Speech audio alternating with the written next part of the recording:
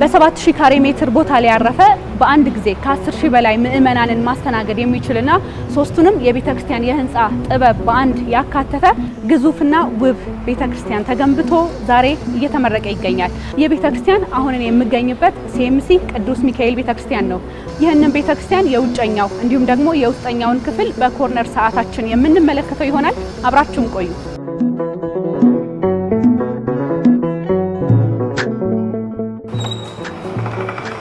ሰላም ዶክተር እንደምን አለሽ? ደህና ነሽ? ቤት እግዚአብሔር ይመስገን። ሰላም እግዚአብሔር ይመስገን።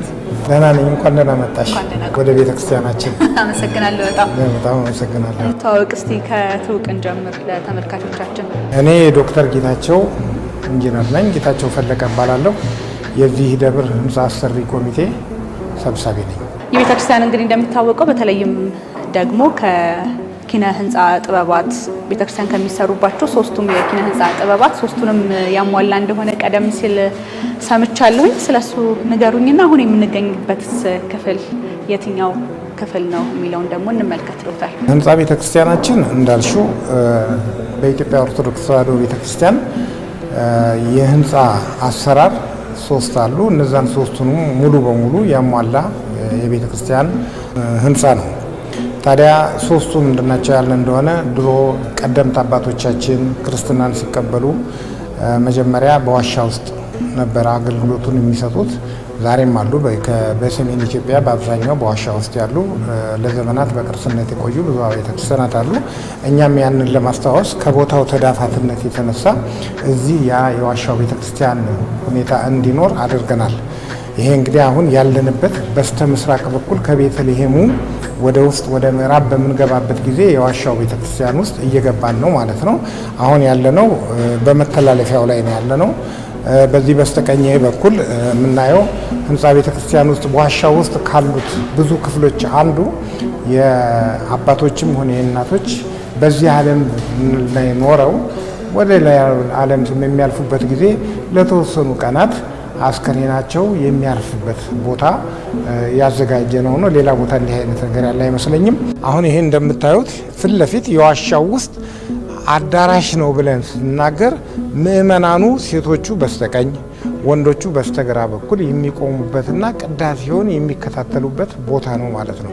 እንግዲህ እንደምታውቁት የኢትዮጵያ ኦርቶዶክስ ተዋሕዶ ቤተክርስቲያንን ካሸበረቋት በዜማ ካሸበረቋት ሁለት ሊቃውንት አንዱ አባ ጊዮርጊስ ዘጋስጫ የሚባሉ ናቸው። የእሳቸው በህይወት ዘመናቸው የኖሩበት 12ኛው መቶ ክፍለ ዘመን ወደ 13ኛው የተጠጋ ነው እና እሳቸው የደረሱት ሰዓታት የሚባል ዜማ አለ። ሌሊቱን ሙሉ ከማታው 2 ሰዓት ጀምሮ እስከ ቅዳሴው ጧት 2 ሰዓት ከምናምን ድረስ ሙሉውን ሌሊት የሚጸለይ ማለት ነው እና ያ ሰዓታት መጸለያ ቦታቸው ይሄ ነው።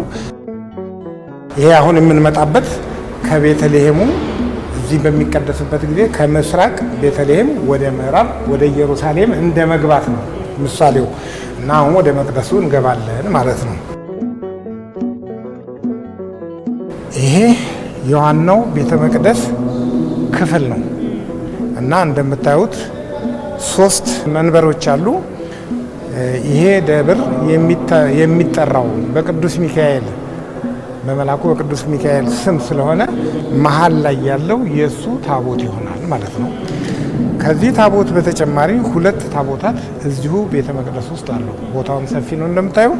በስተ ቀኝ በኩል የእመቤታችን የቅድስት ድንግል ማርያም የኪዳነ ምሕረት ታቦት ሲኖር በስተግራ በኩል ደግሞ የኢትዮጵያዊው ጻድቅ የአባ ሳሙኤል ዘዋልድባ ታቦት እዚህ አለ ማለት ነው።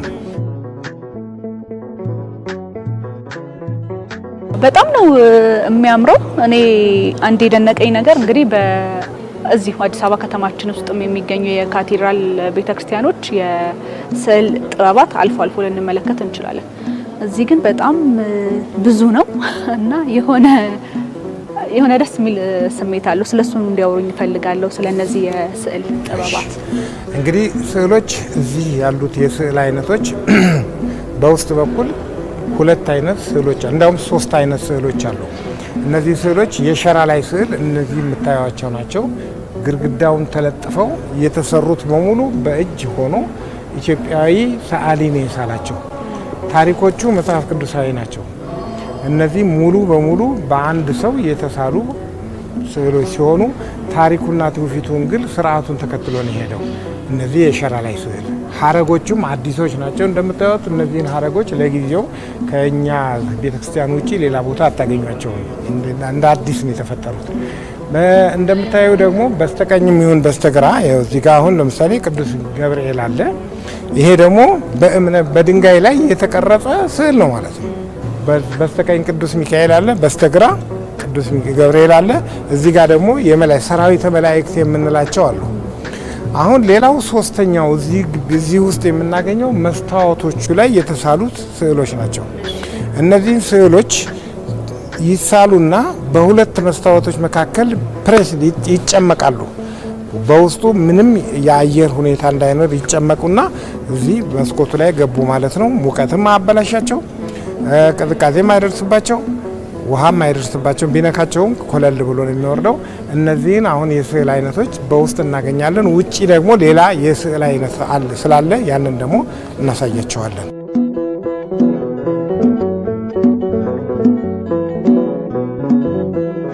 ስለ መብራቶቹስ እናውራ። መብራቶቹም እንደዛው በተለየ መንገድ የሚነሱ ናቸው። በጣም ነው የሚያማምሩት። ትንንሽ መብራቶችንም እንመለከታለን። እንግዲህ እንደምታዩቸው እዚህ ልዩ ልዩ መብራቶች አሉ እንደ ቦታቸው ሁኔታና እንደየትርጉማቸው። ሰማይን በከዋክብት ያስጌጣ አምላክ፣ እኛ ደግሞ ቤተክርስቲያናችንን በመብራት እናስጌጣለን። ስለዚህ እንደምታዩት እያንዳንዱ እነዚህ በሙሉ ከዋክብት መሰል መብራቶች እዚህ ውስጥ ያሉት ስንቆጥራቸው 3800 ናቸው። 3800 መብራቶች አሉ። ትላልቆቹ እነዚህን አሁን ለምሳሌ ከቻይና እዚሁ ቁጭ ብለን ዲዛይኑን ልከን በቪዲዮ እየተያየን ተሰርቶ የመጣ ነው። ይሄን እዚህ ውስጥ አታገኙትም። እነዚህ በቀላሉ ሊገኙ ይችላሉ። እና እነዚህ መብራቶች ስዕሎቹን በደንብ እንዲያሳዩ የእግዚአብሔርን አገልግሎት ህዝቡ በደንብ አድርጎ በተመስጦ እንዲመለከተው የተሰሩ መብራቶች ናቸው ማለት ነው። ስለ ህንጻ ጥበቡ እንዲያወሩኝ እፈልጋለሁኝ። በመዲናችን አዲስ አበባ በተለያዩ አካባቢዎች ላይ አሁን በደንብ እየታየ ያለ አንድ ነገር አለ። ትኩረትም የተሰጠው ነገር ነው ብዬ አስባለሁ። በተለይ ውበት። የቤተክርስቲያን ደግሞ በጣም ትልቅ በጣም የሚያምር ቤተክርስቲያን ነው። እርስዎ ያው ኢንጂነርም ጭምር ስለሆኑ ስለ ህንጻ ጥበቡ እንዲነግሩኝ ይፈልጋል። እንግዲህ ህንጻ ጥበቡ ለነገሩ ከድሮ ጋራ ተያይዞ የመጣ ነው። ምንም አዲስ ነገር አልፈጠርንም። ያደረግነው ነገር ምንድነው? በየቦታው ተከፋፍለው የነበሩትን አንድ ቦታ ላይ በማምጣት ነው። ለምሳሌ የዚህን ህንጻ አቀማመጥ ብታይ በዚህ ደቡብ በኩል አለ፣ በዚህ ሰሜን አለ፣ ወደዚህ ምስራቅ አለ፣ ምዕራብ አለ። ከውጪ ከሄሊኮፕተር ሆኖ አንድ ሰው ከላይ ወደ ታች ቢያየው ትልቅ መስቀል መሬት ላይ እንደተነጠፈ አድርጎ ነው የሚታየው። ብዙ ጊዜ እንደዚህ አይነት ነገር አይታይም በሌሎቹ፣ ግን መስቀሉ የግድ ያስፈልጋል ማለት ነው። ሌላው ሁለተኛ የዚህ ህንጻ እንደምታዩት ይሄንን ቅድስት እንለዋለን። ይሄ ራሱ ጉልላቱን ሙሉ በሙሉ ይሄኛው መቅደስ ነው፣ ይሄኛው ደግሞ ቅድስት ይባላል። ላይ ጋር ስንሄድ ደግሞ ቅኔ ማህሌት ይባላል። ይሄን ቅድስት የያዙ አራት ትላልቅ አምዶች፣ እነዚህ ምሰሶዎቹ አምድ ነው የሚባሉት አምዶች ከዚህ ጀምሮ ላይ እስከ መስቀሉ እስካለበት የውጭኛው አካል ድረስ 64 ሜትር ነው ቁመቱ።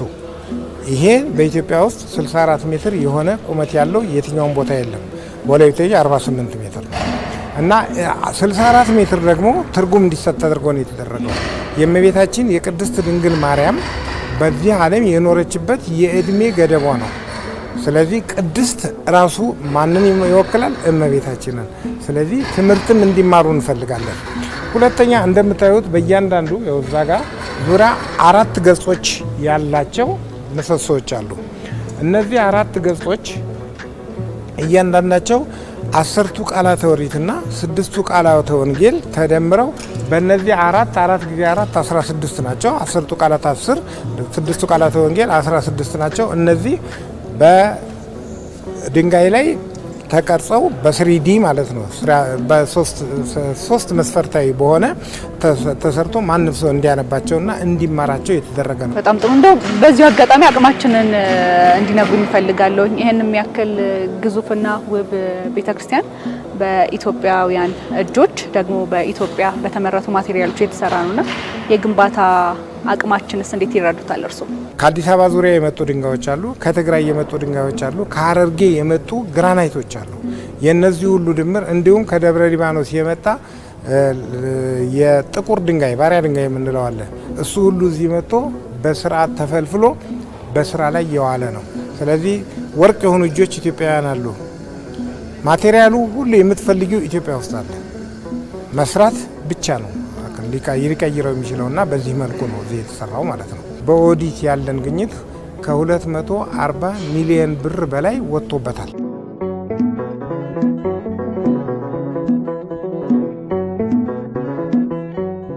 አሁን ያለንበት ቦታ በህንፃ በቤተክርስቲያን ህንፃ ግንባታ ፎቅ ላይ ወጥተን ቢሆንም ዙሪያውን የሚከብ ባለ ክብ ቤተክርስቲያንን የሚወክል ነው።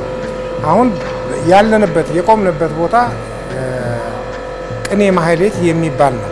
ቅኔ ማህሌት ቅኔ ምስጋና ነው። ቅኔው እንደ ውሃ የሚወርድበት የሚፈስበት ከምሽቱ 2 ሰዓት ጀምሮ ሊቃውንቱ በከበሮ በጽናጽል በይባቤ የሚያመሰግኑበት እግዚአብሔርን የሚያመሰግኑበት ቦታ ነው ይሄ እና ይሄ ቅኔ የዚህ መርጌቶች ቀኝ ጌታዎች ናቸው። እዚህ ስማቸው በዛ አይነት መልክ ነው የሚሆነው እና እንደምታዩት ስዕሎቹም የመጀመሪያው ኢትዮጵያዊ የዜማ ደራሲና የድጓ ደራሲ የሆነው ቅዱስ ያሬድ የደረሰበት ስፍራና የሚያመሰግንበት ነው።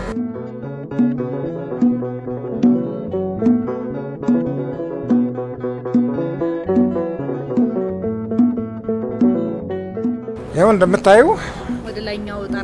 ወደ ጣሪያው መጣን። አሁን ያለነው ከካቴድራሉ ጀምሮ ወደ ላይ ሲለካ 12ኛው ሜትር ላይ ነው ያለነው። 12 ደግሞ የ12 ሐዋርያት ተምሳሌት ነው። ስለዚህ አሁን እንደምታዩ ወለሉ የጣሪያው ቆርቆሮ የሚባል ነገር የለም። ሙሉ በሙሉ በእብነበረድና በግራናይት ነው የተሰራው። የፍሳሽ ማስወገጃ ምናምን ነገር የለውም። ዝናብ ጠብ ስትል ውልቅ ነው እና እዚህ ጋር እንደምታዩ የታች ቅድም ያየነው የካቴድራሉ መቅደስ ጉልላቱ ነው። ከኋላ ወደዚህ ደግሞ እየሄድን በምናይበት ጊዜ ከጀርባችን የቅድስት የምንለው ዋናው ትልቁ ጉልላት አለ ማለት ነው እና ይሄ ጉልላት እንደምታዩት 3 ደርቦች አሉት።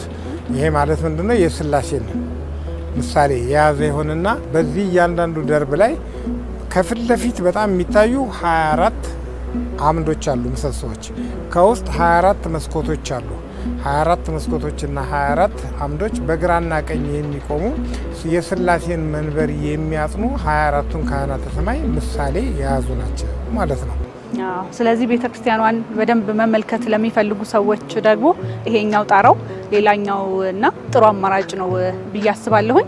እንደው ምናልባት ቤተክርስቲያኑን የቱሪስት መዳረሻ ከማድረግ ጋር ተያይዞ ቱሪስቶችን ለመሳብ የሚሰሩ ስራዎች እነሱን ደግሞ ብናነሳው ደስ ይለኛል። እውነት ነው። በጣም አመሰግናለሁ። ጥሩ ጥያቄ ነው። እኛም ከመጀመሪያው ጀምሮ ያሰብነው ምንድነው ወደ ኢትዮጵያ የሚመጣ ማንኛውም ቱሪስት ከየትም ይምጣ ይህንን ቤተክርስቲያን የቱሪስት መዳረሻ እንዲሆን ማድረግ ነው። ማንኛውም ቱሪስት እዚህ ቢመጣ አገልግሎቱም እየተካሄደ ሳይረበሽ መግባትና መውጣት ይችላል። አይታቸዋል። ላይ ድረስ ወጥቶ አንድ ቤተክርስቲያኗን ያያል። ሁለተኛ ደግሞ የአዲስ አበባን ዙሪያ ገባውን በዚህ በኩል እስከ የረር በዛ በኩል እስከ ዝቋላ ድረስ ማየት የሚያስችል ሁኔታ አለው እና ይህን ሁሉ እንዲያይ እኛ እንግዲህ ከድሮ ከመጀመሪያው ሲነሳ ይህንን ነገር እንዲመቻችለት ስለነበረ ቱሪስቶች በዚህ በኩል ይጎበኙናል ብለን ተስፋ እናደርጋለን። ከቱሪስት አስጎብኚ ድርጅቶች ጋራም ነገሩን እናያይዘዋለን ብለን እናስባለን። እንደው ለከተማዋ የሰጣት ግርማ ሞገስን እንዲያነሱልኝ ደግሞ ፈልጋለሁ። ውበት ተጨማሪ ሌላ ደግሞ የቱሪስት መዳረሻም ሆኖ ልናነሳው የምንችለው ህንጻ ቤተክርስቲያን ነውና ተጨማሪ ለከተማችን የጨመረላትን ነገር ቢነግሩኝ ደስ ይለኛል። ኮሪደር ልማት እንደምታውቁት የመጀመሪያው ከዚህ ከሲኤምሲ አቅጣጫ ወደ መገናኛ ነው የተሰራው።